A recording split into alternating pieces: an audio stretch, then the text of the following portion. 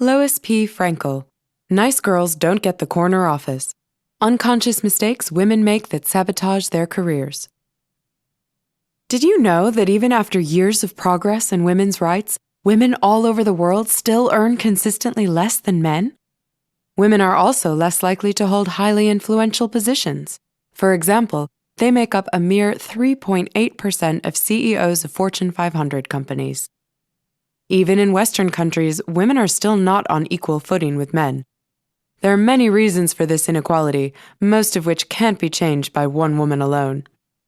Yet there's one thing women can change. If you're a woman, chances are good that over time you've learned to unconsciously sabotage yourself. For example, you may avoid assertive behavior for fear of being labeled bossy, or find yourself reluctant to compete because competing is unfeminine. Nice girls don't get the corner office will make you aware of the typical mistakes that prevent women from reaching their full potential. It will help you learn how to stand your ground in a competitive environment, such as the workplace, and find the right balance between embracing your femininity and not making the wrong move in a game that's still ruled by men.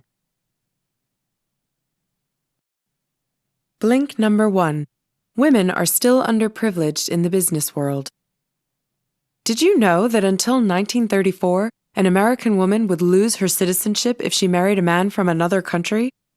Or that until 1977, a married West German woman wasn't allowed to sign her own work contract without her husband's approval? In many Western countries, men and women weren't equal before the law until well into the 20th century. In fact, most American and European women weren't even allowed to vote before the end of World War I. Since then, women's rights movements in many Western countries have successfully established near gender equality before the law. But when it comes to their careers, women are still at a disadvantage. For example, women earn consistently less than men. In the United States, Hispanic women make only 59% of what Hispanic men earn for the same job. And while Caucasian women fare better, they still only earn 77% compared to their male coworkers. Furthermore, in the first year after they finish college, female graduates already earn 8% less than their male peers. 2 decades down the line, the gap increases to 20%. But this gap is not only a problem in the United States. Women are less likely to hold well-paid and highly influential positions all over the world. In fact, a modest 8% of all top executives worldwide are women, and there are no more than 20 female heads of state throughout the world.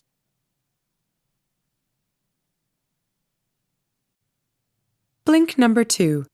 Women are taught to strive for sympathy rather than respect and influence.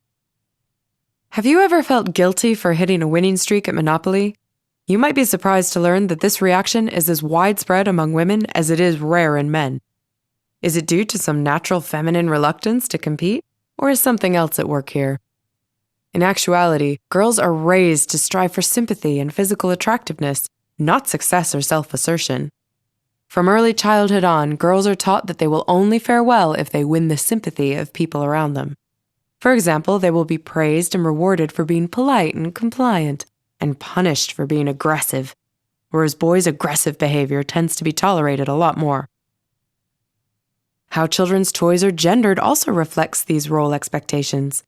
Many toys typically given to girls are associated with attractiveness and mothering, like Barbie dolls, whereas typical toys for boys are related to fighting and competition, like wrestling action figures.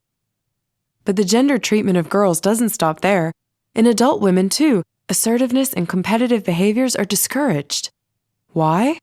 Because they counter social stereotypes of femininity, like being passive, agreeable, and compassionate. This means that a level of competitiveness deemed acceptable in men may raise eyebrows when exhibited by a woman.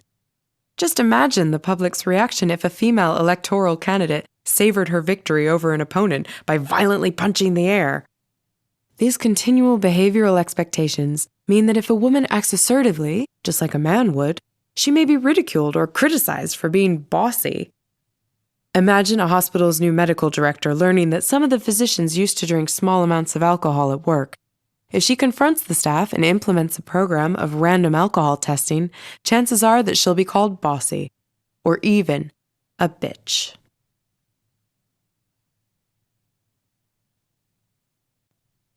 Blink number 3. Asking for too much advice and letting others decide for you can seriously hurt your professional image. Imagine your boyfriend asks you how you'd prefer to spend your joint summer vacation, cycling through Scandinavia or chilling on the beaches of Hawaii. Are you one of the many women who react by asking, well, what would you like to do? As well-intentioned a response that may be, this manner of letting another decide for you is best limited to your private life. Why? Because if it's your job to make a decision and you let others decide in your place, you'll appear reluctant or incapable of doing your job. Let's say your boss wants you to decide when to inform your company's shareholders about a substantial upcoming loss, either right away or after the extent of the loss has been specified. In this case, she explicitly makes it your job to decide what to do next. Therefore, if you respond by asking your boss which course of action she'd take, what you're really telling her is that you won't do what she asked. Plus, she'll get the impression that you're incapable of making a risky decision. Considering others' opinions too carefully can damage your professional image in other ways. For example, if you can't take action without polling everyone, you'll appear unfit to lead. Why? Because it's important for a leader to be able to take action quickly and decisively. Imagine your company has the chance to seize a great business opportunity. If you asked your whole team what they thought about it first, it might be so time-consuming that your competitors beat you to it. Furthermore, sometimes leaders have to be responsible for taking unpopular steps, like reducing bonuses. Asking advice from the affected employees would only slow everything down and make things more painful. Blink number 4. Acting or dressing too femininely can undermine your professional image and distort the message you seek to convey. When you picture some successful female politicians, like Thatcher, Clinton, and Merkel, do any of them strike you as particularly feminine? Is that because too much femininity is detrimental to a woman's career? In a word, yep. For example, it's very feminine to smile a lot, and although smiling can win you lots of sympathy, it can also distort your message and make you appear less assertive. This is tough for women to control because they're raised to smile much more than men, and thus often smile without being conscious of it. Yet smiling makes you look less authoritative and can distort the message you're trying to deliver. For example, if you're trying to deliver a serious message, smiling will clash with what you want to communicate. Another smiling issue arises when women smile as they criticize another person. This may be out of habit or due to the desire to soften the message, but it can make a woman look insecure or insincere. Moreover, in situations of potential conflict, a smile could be mistaken for a smirk and escalate the conflict. Here's something else women need to be aware of. If you present yourself in an overly feminine way, you'll distract people from your professional competence and what you want to say. The feminine features of your presentation make a strong impact on other people, at the expense of other aspects of your professional persona. If you tend to style yourself in a noticeably feminine or playful way, those may well be the features that others will associate with your personality and not your professionalism. For example, if you wear too many accessories to a conference, people might be too mesmerized by the jewels dangling from your ears to listen to the well-founded thoughts you want to share.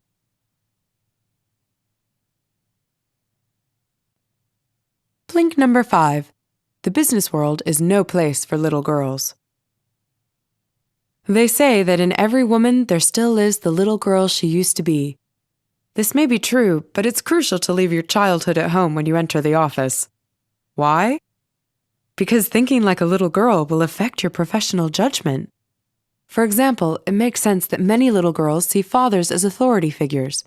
But if you're still viewing men in authoritative positions as father figures, you won't have the objectivity and independence to deal with them in a professional way. If you see your boss as a father figure, your reactions to him might be very emotional. For example, you might find yourself tuning into his moods rather than paying attention to the information he's communicating. Furthermore, bending to your boss's every mood is not part of your job description and might distract you from the task that you're responsible for. And while you may be busy improving your boss's mood with compliments and homemade cookies, a colleague might earn himself a promotion by solving the problem that fouled your boss's mood in the first place.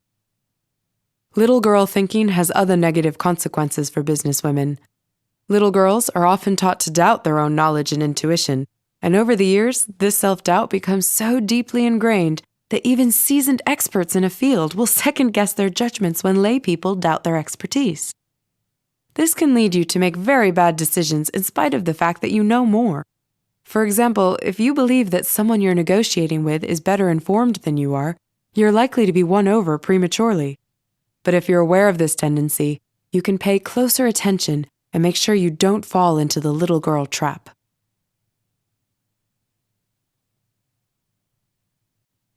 Blink number 6. In a competitive business context, you have to act the part. Imagine you're a manager interviewing 2 highly qualified applicants for a top position. Would you go for the candidate who sits upright, speaks with a loud voice, and accentuates his remarks with lively gestures? Or for the one who seems to shrink before your eyes, speaking so softly that you wish you wore a hearing aid? Sadly, too many women fit the profile of the second candidate without even realizing it. If women want to make it in the business world, they need to make themselves aware of this behavior, because taking up too little space makes you look too timid and insecure for a leadership position. The problem is that women are taught to take up as little space as possible all of their lives. They learn to hold their arms close to their bodies, cross their legs at the knees, and use few gestures if they give a presentation. And just as taking up lots of space makes you look confident, taking up too little space conveys another message, that you're insecure, submissive, and unwilling to take risks. Not the ideal self-presentation to win over any manager. Another bad habit women learn as they grow up is using too many qualifiers and minimizers when they speak. If you use qualifiers, such as, "We have to take committed action, but I might be wrong," you'll appear unsure about what you're saying and in turn less convincing and competent. If you use minimizers when you talk about your work or achievements, such as, "Oh, I'm just a teacher," then you're saying that what you are isn't important. So pay attention to how you talk. Try and cut out the minimizers and qualifiers, and you'll start to appear much more confident. Blink number 7. Working too hard will get you nowhere, regardless of your gender. Do you agree that employees show their dedication by working hard and skipping breaks? If so, then how could working hard be detrimental to your career? Because if you invest all your time and strength into getting work done, you may miss out on the crucial social aspects of career development. Although delivering high-quality work is important for getting promoted, networking and good teamwork skills play an equally important role. So if you tend to isolate yourself to get more work done, instead of chatting with your colleagues, you'll soon appear like a mediocre team player. Furthermore, working too hard diminishes the quality of your work and actually makes you look ineffective. Productivity experts have found out that a high level of concentration and accuracy, both requisites for high-quality work, can only be maintained when a break is taken every 90 minutes. Furthermore, working without a break can actually give a bad impression. People will think that you're working so much because you're inefficient or overwhelmed by your workload. Finally, no matter how hard you work, if you do the wrong kind of work, you won't get any closer to a promotion. If you're always busy with low-profile assignments, you'll never take the risk necessary to catch your superior's eye. So what you're working on is actually far more important than how much you work. Imagine a student who wants to get into a doctoral program. In order to make a good impression on her supervisor, she volunteers to do all the grunt work, like writing protocols and copying scripts for her fellow students. Ultimately, however, the person who'll get accepted won't be someone like her, but a student who distinguished herself by taking a bold move, like applying to a top research group.